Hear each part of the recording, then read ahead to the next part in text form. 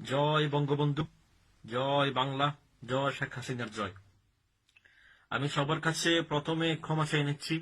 আমি আপনাদেরকে ভিডিওর শুরুতে বিসমিল্লাহ বলতে পারি নাই, সালাম দিতে পারি নাই, কারণ আমাদের আদর্শে, আমাদের বঙ্গবন্ধুর আদর্শে সেগুলো নাই। আমরা সালাম দুয়া না, আমরা আগে প্রথমে আমাদের বাবা শেখ মুজিব রহমতুল্লাহ আলাইকে সম্বোধন করব, এরপর আমাদের মাতা শেখ হাসিনা রহমতুল্লাহ আলাইকে সম্বোধন করব, এরপরে অন্য যা কথা বলার বলবো।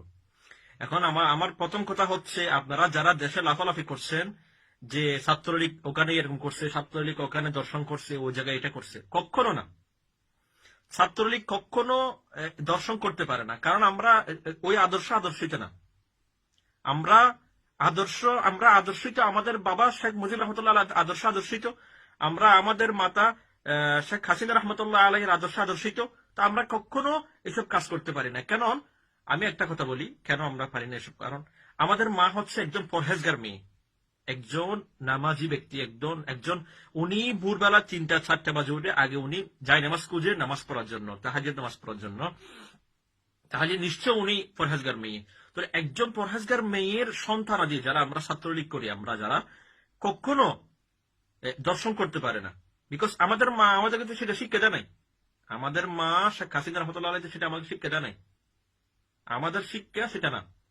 হ্যাঁ, আপনি বিয়ে করতে পারছেন না, যেটা করতে পারছেন না যার কারণে আপনি দর্শন করছেন। হ্যাঁ, আপনার যদি বিয়ে করতে ইচ্ছা হয়, আমাদের মা শেখ হাসিনা রহমতুল্লাহ আলাইহির ছেলে ওই জয়ের মতো আমরা খ্রিস্টান মেয়ে বিয়ে করব, সমস্যা নাই।